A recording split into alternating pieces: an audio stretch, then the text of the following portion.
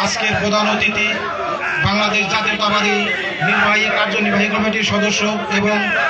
মানিকগঞ্জ জেলা বিএনপি নির্বাচন হয়েছে তার চেয়ে বেশি সর্বোচ্চ ভোট দিয়ে এই আসনে আমরা তাকে এমপি হিসাবে দেখতে চাই। এই বলে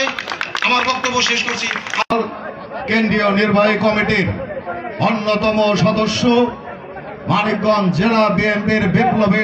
সাবেক সাধারণে উপবিষ্ট বিভিন্ন স্তরের নেতৃবর্গ এবং আমার মা বোনেরা, আসসালামু আলাইকুম। আপনারা আশা করে সবাই আগের যে কোনো সময় থেকে ভালো আছেন ইনশাল্লাহ। কিন্তু আমাদের আরো ভালো থাকতে হবে। সেটা কিভাবে? ঐক্যবদ্ধভাবে। সবাই যদি আমরা ঐক্যবদ্ধ থাকি, আমাদের প্রিয় নেত্রী দেশনেত্রী বেগম খালেদা জিয়া এবং আমাদের প্রিয় নেতা যাকে আমরা আন্দোলন সংগ্রামে নিজেদের অনুপ্রেরণা হিসাবে পেয়েছি, বিএনপির ভারপ্রাপ্ত চেয়ারম্যান জনাব তারেক রহমান, যেদিন আপনাদের আমাদের সবার সুচিন্তিত ভোটে বাংলাদেশ রাষ্ট্র পরিচালনার দায়িত্ব পাবে, বাংলাদেশের প্রধানমন্ত্রী হিসাবে যখন এই দেশটি উনি পরিচালনা করবেন, তখন আমরা মানসিকভাবে আগের যে কোনো সময় থেকে ভালো থাকবো ইনশাল্লাহ। মহিলা প্রধানমন্ত্রী দেশনেত্রী বেগম খালেদা জিয়া, আপনারা জানেন তো বেগম খালেদা জিয়া কিন্তু প্রথম বাংলাদেশের নারী প্রধানমন্ত্রী। আপনারা জানেন দেশনেত্রী বেগম খালেদা জিয়া যখন 91 সালে বাংলাদেশের প্রধানমন্ত্রী হয়েছিলেন প্রথম, উনি কিন্তু নারীদের জন্য 8ম শ্রেণী পর্যন্ত লেখাপড়া অবৈতনিক করেছিলেন। উনি নারীদের জন্য হামলা, অনেক মামলা, অনেক কিছু পেরিয়ে এখানে এসেছে আমার নেতা এচে কবির জিন্না সাহেব। উনি আজকের অনেক মূল্যবান বক্তব্য দিবেন। সাথী বন্ধুরা, অনেকটি তারাই এখানে উপস্থিত আছেন, সবার নাম বলা আমার পক্ষে সম্ভব নয়। তবে জাতীয়তাবাদী দল বিএনপির ভারপ্রাপ্ত চেয়ারম্যান জনাব তারেক রহমান প্রদত্ত রাষ্ট্র কাঠামো মেরামতের 31 দফা, এই 31 দফা প্রচারণা উপলক্ষে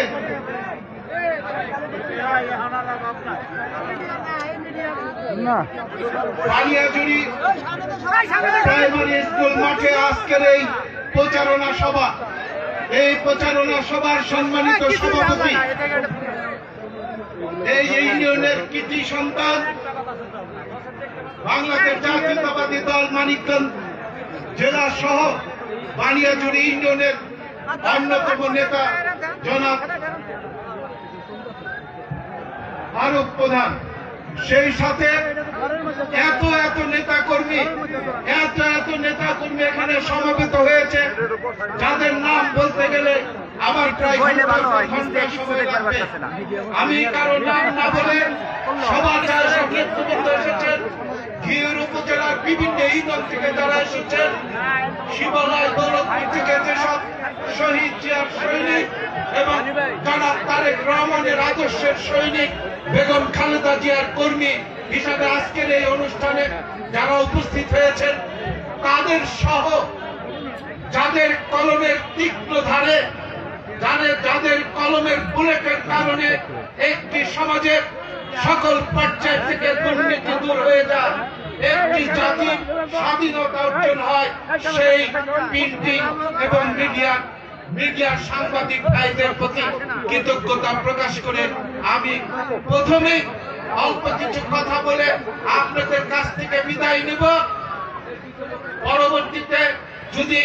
আকাশের অবস্থা ভালো থাকে, কথা বলার পরিবেশ থাকে, আমি বলবো।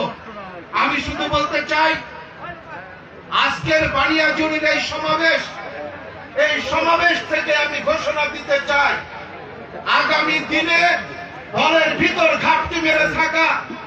আওয়ামী লীগের দোসর যারা দলের নেতা কর্মীদেরকে পিছনে ফেলে রেখে সামনে সুবিধাবাদী আসন গ্রহণ করে যারা এই বিএনপিকে, আমাদের প্রাণপ্রিয় নেতা তারেক রহমানের নেতৃত্বকে, জনাব বেগম খালেদা জিয়ার নেতৃত্বকে প্রশ্নবিদ্ধ করতে চান, তাদেরকে আমি হুঁশিয়ার করে দিতে চাই, আগামীতে যদি আপনারা জনাব তারেক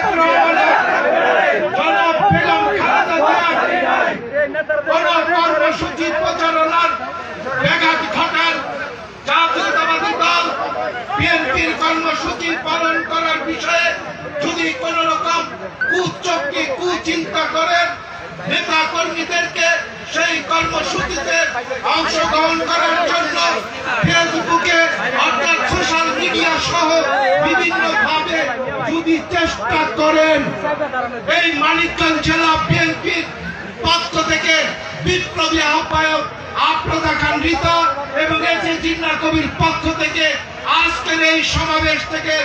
সারা মানিকগঞ্জ জেলায় আমরা ঘোষণা দিতে চাই, ওই সব সুবিধাবাদী,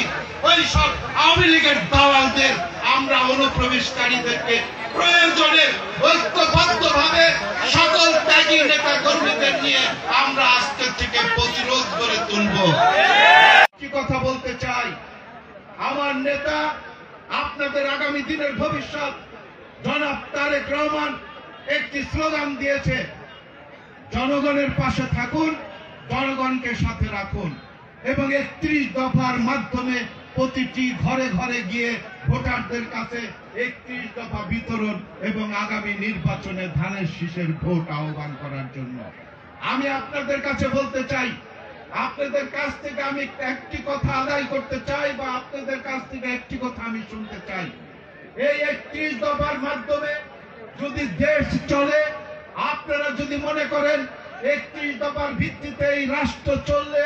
এই বাংলাদেশের সকল দুর্নীতি, এই বাংলাদেশের সকল চাঁদাবাজ, এই বাংলাদেশের সকল মাটি খেত যেসব মাটি ব্যবসায়ীরা আমার খেটে খাওয়া মানুষ কৃষক ভাইদের এক টুকরো জমির মাটি কেটে ইট খোলায় সরবরাহ করে নিজের ভাগ্য পরিবর্তন ঘটাচ্ছেন, তারা আর যদি এই 3 ফসলি জমিতে একটি কোপ দেন, আমি আজকের এই সভা থেকে বলতে চাই, আমি কৃষকদের নিয়ে, মেহনতি খেটে খাওয়া মানুষদের সাথে নিয়ে আপনাদের বিরুদ্ধে দুর্বার গণ আন্দোলন গড়ে তুলব।